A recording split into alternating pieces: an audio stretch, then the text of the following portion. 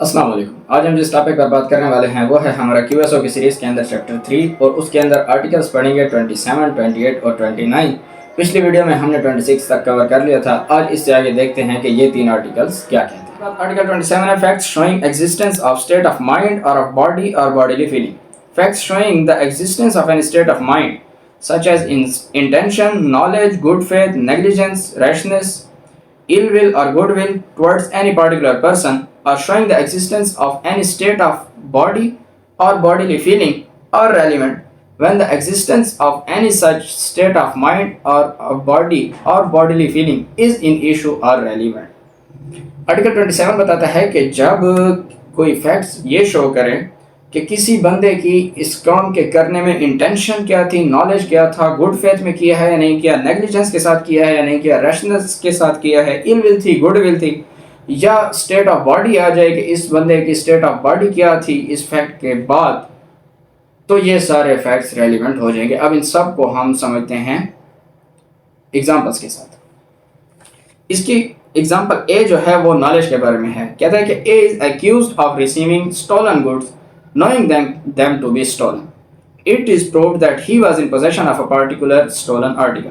The fact that at the same time he was in possession of many other stolen articles is relevant as tending to show that he knows each and all of the articles of which he was in possession to be stolen. کہتے ہیں کہ ایک کے اوپر الزام ہے کہ اس نے stolen property لی ہے. اب اس بات کو شو کرنا ہے کہ کیا اس کو پتہ تھا یا نہیں تھا. وہ کہتا ہے مجھے پتہ نہیں تھا. اب ایک فیکٹ کوئی بندہ لے آتا ہے جس میں وہ یہ شو کرتا ہے کہ اسی وقت اس کے پاس اور بھی بہت سارے اسٹولن آرٹیکلس کی پوزیشن ہے. تو یہ بات اس چیز کو شو کرتی ہے اس کے نالج کو کہ اس کو نالج تھا کہ یہ اس کی اسٹولن پراپرٹی ہے، کیونکہ اس کے پاس اور بھی بہت سی اسٹولن پراپرٹیز پڑی ہیں، یعنی کہ وہ اسٹولن پراپرٹیز رکھتا رہتا ہے. تو یہ فیکٹ اس کے نالج کو شو کرتا ہے کہ اس کی پوزیشن میں تھے. اس کی ایگزامپل سی جو ہے وہ نیگلیجنس کے بارے میں ہے کہ A sues B for damage done by a dog of B which B knew to be ferocious. The fact that the dog had previously bitten X, Y and Z and they had made complaints to B are relevant. A B کے اوپر سو کرتا ہے کہ اس کے کتے نے be کو نقصان پہنچا دیا اور جس کے بارے میں اس کو پتا تھا کہ خطرناک ہوتا ہے. اب بی کہتا ہے کہ نہیں، مجھے نہیں پتا تھا کہ میرا کتا خطرناک ہے، وحشی ہے، درندہ. کوئی بندہ یہ فیکٹ لے آتا ہے کہ اس کے کتے نے پہلے ایکس کو بھی کاٹا تھا، وائی کو بھی کاٹا تھا، زی کو بھی کاٹا تھا اور ان سب نے بھی بی کو کمپلینٹ کی تھی. اب یہ فیکٹس ریلیونٹ ہو جائیں گے کیونکہ یہ فیکٹس یہ شو کر رہے ہیں کہ اس کی یہ نیگلیجنس ہے، تو یہ فیکٹس بھی ریلیونٹ ہو جائیں گے. اس کی جو السٹریشن ای ہے وہ ایل ول کے بارے میں ہے کہ A is accused of defaming B by publishing an imputation intending to harm the reputation of B. The fact of previous publications by A respecting B showing ill will on the part of A towards B is relevant as proving A's intention to harm B's reputation by the particular publication in question. The fact that there was no previous quarrels between A and B and that A repeated the matter complained of as he heard it is relevant as showing that A did not intend to harm the reputation of B. اس کے اندر بتایا گیا ہے کہ fact in issue یہ ہے کہ اے نے be کے اوپر دعویٰ کیا ہے کہ بی نے اس کے خلاف ڈیفیمیشن کی کوئی بات لکھی ہے، یعنی کہ اس کو ڈیفیم کیا ہے، کوئی پبلش کی ہے ایسی چیز جو اس کی ریپوٹیشن کو خراب کر دی ہے، بی کی ریپوٹیشن کو اے نے دعویٰ کیا ہے. اب کوئی فیکٹ جس میں یہ پتہ چلے کہ اے اور بی نے پہلے بھی اس کے خلاف بہت ساری ایسی پبلیکیشنز کی ہیں تو یہ ریلیونٹ ہو جائیں گی کیونکہ اس سے ان کی ایل ول شروع ہوتی، ایل ول شو ہوتی ہے کہ یہ بی کی ایل ول ہے کہ وہ پہلے بھی کرتا رہتا تھا تو اس نے اب بھی کر دیا. اگر کوئی یہ فیکٹ لے آتا ہے کہ ان کی آپس میں پہلے کوئی بھی لڑائی نہیں تھی اور اس نے پہلے بھی کوئی ایسی اس کے خلاف نہیں لکھا، اس نے جو سنا ہے اس بار وہی اس نے لکھ دیا ہے، تو یہ فیکٹ یہ شو کرتا ہے کہ اس کی جو نالج تھی یا انٹینشن تھی وہ اس کو ہارم کرنے کی نہیں تھی. یعنی کہ اس فیکٹ سے پتہ چلتا ہے کہ اس کی اس کیس کے اندر ایل ول نہیں تھی. تو یہ ایل ول کی یعنی کہ اگزامپل آ گئی کہ جو فیکٹ یہ شو کرے کہ کیا اس بندے کی ایل ول تھی یا نہیں تھی، پریویس ایکٹس کے ذریعے شو کرے، تو اس کو بھی ریلیونٹ سمجھا جائے گا.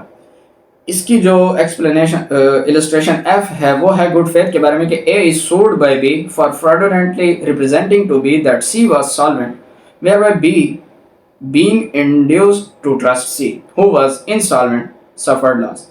The fact that at the time when A represented C to be solvent, C was supposed to be solvent by his neighbors and by persons dealing with him is relevant as showing that A made the representation in good faith. ए ने B के ऊपर दावा किया है कि उसने मुझे सी को गलत पेश किया है। मुझे उसने कहा कि सी एक सॉलिड बंदा है, एक पैसे वाला बंदा है, उसके साथ बिजनेस कर लो। ए ने कर लिया और सी जो था वो तो इंसॉल्वेंट हो गया। अब उसने बी पर दावा किया कि इसने ये बंदा मुझे गलत रिप्रेजेंट किया है। अब बी ये फैक्ट ले आता है कि उस वक्त सिर्फ मैं नहीं बल्कि उसके नेबर्स भी और लोग भी जो उसके साथ डीलिंग कर रहे थे, सारा मोहल्ला सब यही कहते थे कि सी सॉल्वेंट है। अब ये फैक्ट्स रेलिवेंट हो जाएंगे जिनसे ये शो हो रहा है कि बी ने गुड फेथ में सी को रिप्रेजेंट किया था ए के सामने कि ये इनसॉल्वेंट नहीं है बल्कि सॉल्वेंट है। तो ये फैक्ट्स भी रेलिवेंट होंगे क्योंकि इन फैक्ट्स के साथ उसकी गुड फेथ शो हो रही है।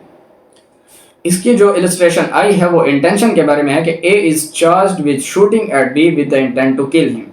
In order to show A's intent, the fact of A's having previously shot at B may be proved. कहते हैं कि A ने B के ऊपर गोली चलाई। अब इससे ये पता चलाना कि क्या उसने इंटेंशनली किया है या नहीं किया।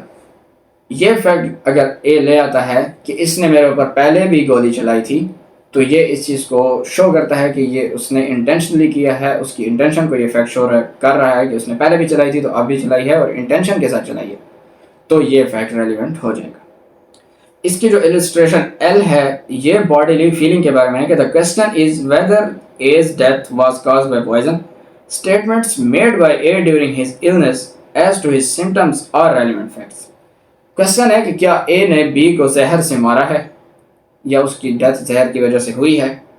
अब इन फैक्ट्स के ऊपर कोई ले आता है एविडेंस कि उसके जो जहर खाने के बाद बॉडी की जो हालत हो गई थी, इलनेस उसकी बॉडी में आ गई, ये इस फैक्ट के साथ रेलिवेंट हैं, फैक्ट इन इशू के साथ कि हाँ उसने जहर खाया होगा और ए ने दिया है क्योंकि उसकी बॉडी की जो सेंसेशंस थी वो जहर खाने के बाद चेंज। ये क्वेश्चन ये सारे आर्टिकल 27 की कुछ एग्जांपल्स थी जिनके अंदर हमने पढ़ लिया कि कैसे कोई फैक्ट किसी की intention, knowledge, good faith, ill will, good will, good faith को, बॉडी फीलिंग को शो कर सकते हैं तो वो भी रेलिवेंट हो जाएंगे। इसकी दो एक्सप्लेनेशंस हैं आर्टिकल 27 की, जिसमें एक्सप्लेनेशन 1 में वो कहता है कि effect relevant as showing the existence of a relevant state of mind must show that the state of mind exist not generally but in reference to the particular matter in question. इस explanation के अंदर वो बताता है कि जहाँ पर जो फैक्ट्स ये शो कर रहे हैं कि किसी बंदे की स्टेट ऑफ माइंड एग्जिस्ट करती है, वो फैक्ट्स जो बता रहे हैं ये बात कि किसी का स्टेट ऑफ माइंड एग्जिस्ट करता है, तो ये जनरली बता देना काफ़ी नहीं होगा बल्कि ये बताना होगा कि इस पर्टिकुलर मैटर इन क्वेश्चन में भी एग्जिस्ट करते हैं। यानी कि किसी के बारे में अगर आप कह देते हैं कि फला बंदा चोर है जनरली, तो ये काफ़ी नहीं होगा इस आर्टिकल के अंदर जब तक आप ये नहीं बताएंगे कि पर्टिकुलर मैटर में भी वो चोर है और उसकी ये स्टेट ऑफ माइंड है। तो एक्सप्लेनेशन हमें 1 ये बताती है। इसकी एक्सप्लेनेशन 2 है कि but wear upon the trial of a person accused of an offence the previous commission by the accused of an offense is relevant within the meaning of this article. The previous conviction of such person shall also be a relevant fact. इसके अंदर वो बता रहा है कि जहाँ पर किसी accused का ट्रायल चल रहा है और वहाँ पर अगर उसकी previous commission of the offense relevant है तो उसकी previous conviction of the offence भी रेलिवेंट होगी। यानी कि इस आर्टिकल के अंडर अगर आप उसकी प्रीवियस कमीशन के बारे में फैक्ट ला सकते हैं तो फिर आप उसकी प्रीवियस कन्विक्शन के बारे में भी फैक्ट एविडेंस ला सकते हैं। आपको इजाज़त है, इससे रोका नहीं गया और वो भी रेलिवेंट होगी। उसके बाद आर्टिकल 28 है facts bearing on question whether act was accidental और intentional. When there is a question whether an act was accidental or intentional or done with a particular knowledge or intention, the fact that the such act formed part of a series of similar occurrences in each of which the person doing the act was concerned is relevant. यहाँ पर बताता है कि question आ गया है कि क्या किस बंदे ने जो एक्ट किया है वो एक्सीडेंटल किया है या इंटेंशनल किया है, गलती से हुआ है उससे या उसने जानबूझकर किया है। तो वो कहते हैं कि अगर कोई बंदा ये फैक्ट ले आता है कि ये जो उसने एक्ट किया है ये उसके पिछले एक्ट्स की सीरीज़ है پچھلے جو اس نے سملر ایکٹس اور بھی ایسے کیے ہیں یہ ان کا ایک پارٹ ہے، اور each of the which the person doing the act was concerned, اور ہر ایکٹ کے اندر یہی پرسن کنسرن ہے، اسی نے کیے ہیں پچھلے بھی سارے ایکٹ، تو کہا جائے گا اس سے یہ معلوم کیا جائے گا کہ یہ ایکسیڈنٹل ہوا ہے یا انٹینشنل ہوا ہے۔ تو یہ فیکٹس بھی ریلیونٹ ہو گئے۔ ایگزامپل کے ساتھ سمجھتے ہیں کہ A is accused of burning down his house in order to obtain money from which it is insured. The facts that A lived in several houses successively, each of which he insured, in each of which a fire occurred, and after each of which fires A received payment from different insurance officers are relevant as tending to show that the fire were not accidental.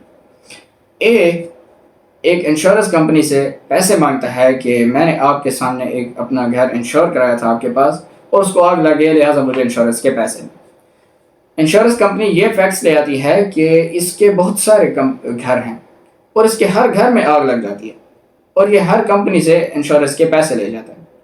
تو یہ facts اس چیز کو شو کرتے ہیں کہ یہ جو act اس گھر کو آگ لگنے والا ہے یہ ان ایکٹس کا پارٹ ہے، سملر اکرنس کا پارٹ ہے، اور یہ بھی شو کر رہے ہیں کہ یہ اسی بندے کے بار بار ایکٹ ہیں۔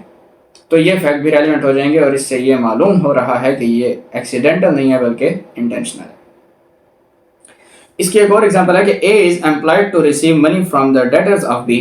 It is his duty to make entries in a book showing the amounts received by him. He makes an entry showing that on a particular occasion he received less than he really did receive.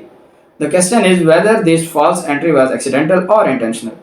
The facts that other entries made by A in the same book are false, and the false entry in each case in favor of A are relevant. A کو B نے ایک ذمہ داری دی ہوئی ہے کہ تم میرے قرض داروں سے میرے قرضے وصول کرو گے۔ A جب بھی قرضہ وصول کرتا تھا تو جتنا لیتا تھا اس سے کم لکھتا تھا بک کے اندر، تو اسی طرح اس نے ساری بکس کے اندر غلط انٹریز کر دی۔ اب کوشچن آ گیا کہ ایک انٹری کا مسئلہ بن گیا، بی کہتا ہے کہ تم نے یہ انٹری غلط کی ہے، اے کہتا ہے کہ نہیں میں نے ٹھیک کی ہے۔ اب بھی اگر یہ فیکٹ لے آئے کہ اس کی پچھلی ساری انٹریاں بھی اٹھا لائے اور ان بندوں کو بھی لے آئے جنہوں نے دیے تھے پیسے، اور وہ بھی کہہ دیں کہ ہم نے زیادہ دیے تھے اور وہاں لکھے ہوئے دیکھیں تو تھوڑے تھے، تو یہ سارے فیکٹس ریلیونٹ ہو جائیں گے، کیونکہ یہ اسی سیم اکرنس کے پارٹس آ رہے ہیں اور اسی بندے کی طرف سے ہو رہے ہیں جس نے یہ ایکٹ کیا ہے، تو یہ فیکٹس ریلیونٹ ہوں گے، اور کیونکہ یہ شو کر رہے ہیں کہ یہ بھی ایکسیڈنٹل نہیں تھا بلکہ یہ بھی انٹینشنل تھا۔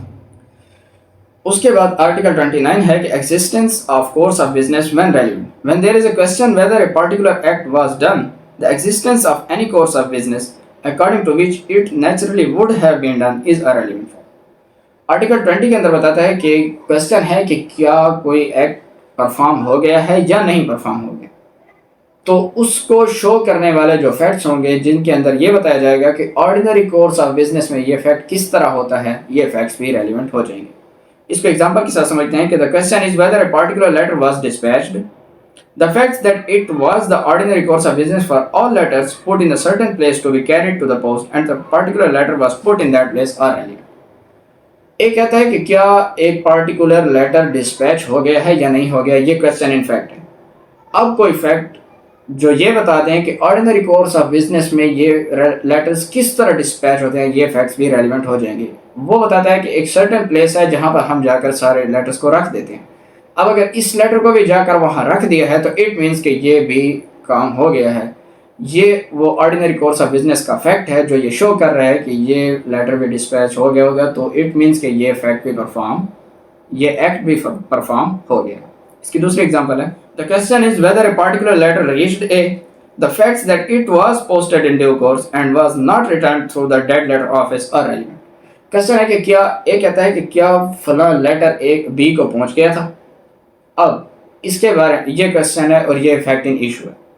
اب اس فیکٹ کے ساتھ یہ فیکٹ لا کر ثابت کرنا کہ جو ڈیو کورس آف بزنس ہے وہ یہ ہے کہ ہم جا کر ڈسپیچ کر دیتے ہیں، اور اگر یہاں سے بھی چلا گیا اور ڈیڈ لیٹر آفس نے واپس بھی نہیں بھیج دیا تو اٹ مینس کہ یہ لیٹر کا پہنچ چکا ہے، یہ اس بات کا ثبوت ہے اور فیکٹ ہے۔ تو یہ فیکٹ بھی ریلیونٹ ہو جائے گا کہ ڈیو کورس آف بزنس میں جو کام جس طرح ہوتا ہے وہ فیکٹ اگر لے آئے گا کوئی تو وہ فیکٹس بھی ریلیونٹ ہو جائیں گے، تو یہ سمجھا جائے گا کہ یہ ایکٹ پرفارم ہو گیا۔ تو یہ تھا جی آج کا ہمارا لیکچر آرٹیکل 27, 28, 29 سے ریلیٹڈ. امید ہے کہ آپ کو ان کی سمجھ آ گئی ہوگی. اگر آپ کا کوئی کویسچن ہے تو آپ کمنٹس باکس میں یا میرے ان باکس میں واٹس ایپ کے اوپر پوچھ سکتے ہیں. ملتے ہیں اپنی اگلی ویڈیو میں جس میں ہم پڑھیں گے ایڈمیشنز. تب تک کے لیے تھینک یو سو مچ. اللہ حافظ.